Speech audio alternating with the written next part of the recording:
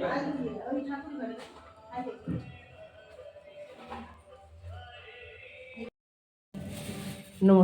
আপনাদের সবাইকে, কণিকা চ্যানেলে আপনাদের সবাইকে স্বাগত। আজ শুভ অক্ষয় তৃতীয়া। বাড়িতে তো ঠাকুর আছে আপনারা জানেন, তাই আমাদের পুজো হবে। তাই সিন্নি, তো সিন্নি আমরা কিভাবে মাখাবো সেটা দেখাচ্ছি। সিন্নি সাধারণত করতে হলে বিজোড় করাতে করতে হয়, হয় 11, নয় 21, নয় 31, এইভাবে। তো আমি এখানে 31টা কলা খোসা ছাড়িয়ে নিয়েছি, নিয়ে এবার কলাটা আমি চটকে নিচ্ছি। ঠিক এইভাবে কলাতে যেন একটুও গোটা না থাকে, ঠিক এইভাবে আপনারা ভালো করে কলাটা মেখে নেবেন। কলাটা আমি সুন্দর করে মেখে নিয়েছি, এবার চিনি দিয়ে দিচ্ছি।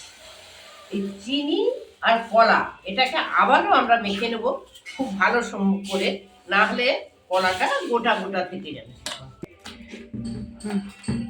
ঠিক এইভাবে ভালো করে মেখে নিতে হবে। এবার আটা ঢেলে আবারও এটাকে আমি সুন্দর করে মেখে নিচ্ছি।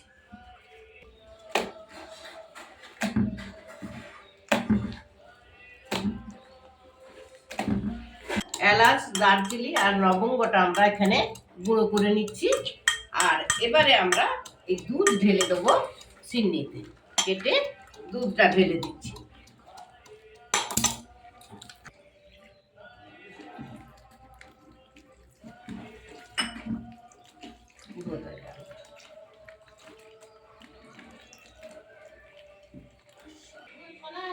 এবার আমি ঘি দিয়ে মধু দিচ্ছি,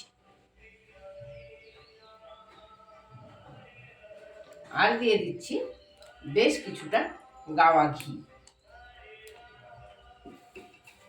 দিয়ে এই যে মশলাটা আমি করে রেখেছিলাম, সেই মশলাটা এবার এতে দিয়ে দিলাম। দিয়ে এবার এটা আবারও আমরা এমনি করে মেখে নিচ্ছি। প্রায় করা শেষ। ওপর থেকে ছড়িয়ে দিলাম হালকা করে একটু মধু, আর একটু ঘি অবশ্যই ছড়িয়ে দিলাম। আর কাজু কিশমিশ তো দিতেই হবে, কাজু কিশমিশ ছড়িয়ে দিলাম, আর কিছু নারকেল কোড়া ছড়িয়ে দিলাম। তো আমরা এইভাবে আমরা সিন্নি বানাই।